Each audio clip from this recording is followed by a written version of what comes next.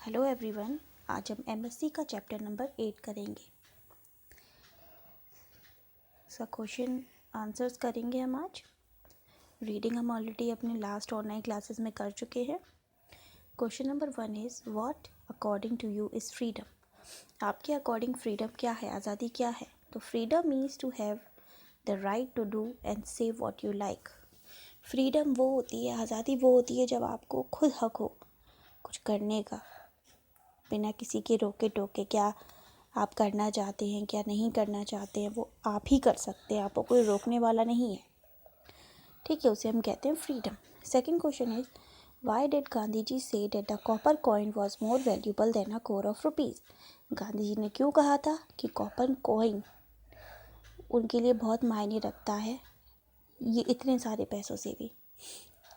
Gandhiji said that the copper coin was more valuable than a core of rupees because he says if a man has several lakhs and gives away 1,000 or 2, it doesn't mean much to him, but the coin was perhaps everything that the poor woman was possessed. देखिए, जैसे कि मैंने आपको lesson में भी समझाया था कि जैसे किसी अमीर इंसान के पास बहुत सारा पैसा है और वो उनमें से थोड़ा सा दान कर देता है तो वो गरीब नहीं हो जाएगा। लेकिन एक गरीब के पास जितना भी पैसा होता है वो अपना सब कुछ अगर दे दे तो वो गरीब हो जाएगा।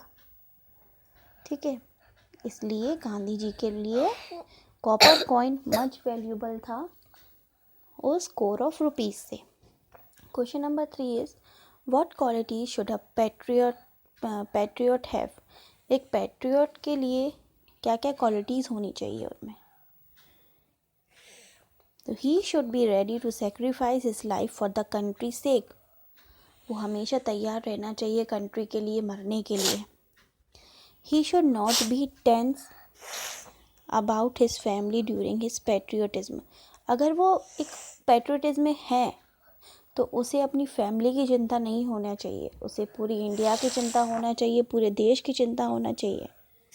ही should not be covered or a person who is scared to give his life.